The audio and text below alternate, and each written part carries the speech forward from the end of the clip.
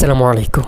আজকের ভিডিওতে আপনাদের সামনে এমন দুইটি গুরুত্বপূর্ণ বিষয় নিয়ে কথা বলবো, যে দুইটি গুরুত্বপূর্ণ বিষয় আপনি যদি প্রবাসে আসতে চান আপনার জানা অত্যন্ত বেশি গুরুত্বপূর্ণ, এবং যারা প্রবাসে আছেন তারাও এই দুইটি বিষয় গুরুত্বপূর্ণভাবে দেখবেন। মনে করবেন আজকের এই 2 মিনিট বা 3 মিনিট সময় আপনার জীবন থেকে নষ্ট হবে, কিন্তু হয়তোবা এই 3 মিনিট আপনার ভবিষ্যতের বছরের পর বছর সময় বাঁচিয়ে দিতে পারে। চলুন তাহলে শুরু করি। বিদেশে আসার সবচেয়ে বড় যে মেইন প্রবলেমে নতুন প্রবাসীরা পড়েন সেটা হচ্ছে ভিসা সংক্রান্ত জটিলতা।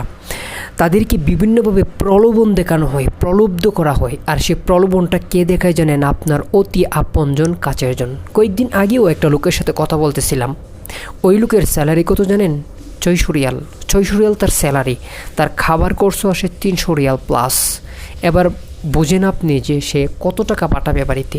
2.5 মাসের উপর এসেছে, কিন্তু সে একদিনও কাজ করতে পারেনি। তাকে কে এনেছে জানেন? তার মামা তার বাড়িতে গিয়ে বলল, ভাগিনা তুমি এত কষ্ট করো, আমি তোমাকে একটা ভিসা দিই, আসো বিদেশে, মাসে লাখ টাকার উপর ইনকাম করতে পারবা। ব্যাস, আর কোনো যাচাই বাছাই নেই। মামা বলছে লাখ টাকা, চলে এসছি বিদেশ। এখন সে নিজেই পশ্চাইতেছে। আসলে অন্ধভাবে কাউকে বিশ্বাস করবেন না। বিদেশ নিয়ে আসার সরলতার সুযোগ নিয়ে আমাদের মতো আমরা বাংলাদেশে যারা অজ্ঞ মানুষ রয়েছি, এই বিষয়ে যারা অভিজ্ঞ নই, তাদেরকে এভাবেই ধোকায় ফেলে।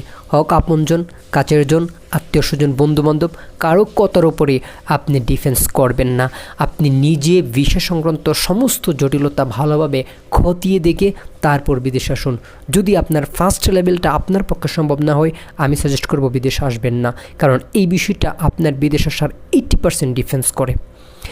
এটা তো গেল যারা প্রথম বিদেশে আসবেন। এখন যারা বিদেশে এসে পড়েছেন তাদের বিষয়ে কী করা? তারা 2টা ভুল অলরেডি করে ফেলেছেন। যদি একটা ভুল এড়িয়ে আপনার মোটামুটি ভিসা সংক্রান্ত জটিলতা সমাধান হয়ে যায়, আর 2য় নম্বর ভুলই কিন্তু আপনারা রয়েছেন। সেটা কি? আপনারা কাজ জেনে আসেন নাই, ভাষা বুঝে আসেন নাই, যে রিজিয়নে আসছেন সেই রিজিয়নে আসার পর আপনার কি হবে সেটা আপনি পুরোপুরিভাবে জেনে আসেন নাই। এখন অতিরিক্ত তথ্যের যুগ। যে কোনো বিশ্বের যে কোনো জায়গায় কী হচ্ছে, কী ঘটছে, কী পরিবেশ সেটা জানা সম্ভব হয় লাল বাটন ইউটিউবওয়ালা এই অ্যাপসটার মাধ্যমে।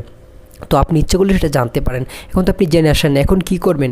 এখন আপনি যে কাজই পান না কেন, আপনি আপনার চেষ্টার মাধ্যমে যেই টুকটাকে কাজ পান না কেন এই কাজটা করতে থাকুন, আর আপনার ভাষাগত স্কিলটা আপনি ডেভেলপ করুন। সেই সাথে যে কোনো একটা সেক্টরের উপরে, ইলেকট্রিশিয়ান রয়েছে, ডাক ফিল্টার রয়েছে, পাইপ ফিল্টার রয়েছে, পাইপ ফেব্রিকেটর রয়েছে, আরও অসংখ্য অগণিত বিল্ডিং কনস্ট্রাকশনের কাজ রয়েছে। যে কোনো একটা কাজের উপরে ডে বাই ডে নিজে স্কিল হয়ে যান, হয়তো বা ইউটিউব দেখে, নয়তো আপনার আশেপাশের কোনো বন্ধুবান্ধবের কাছ থেকে।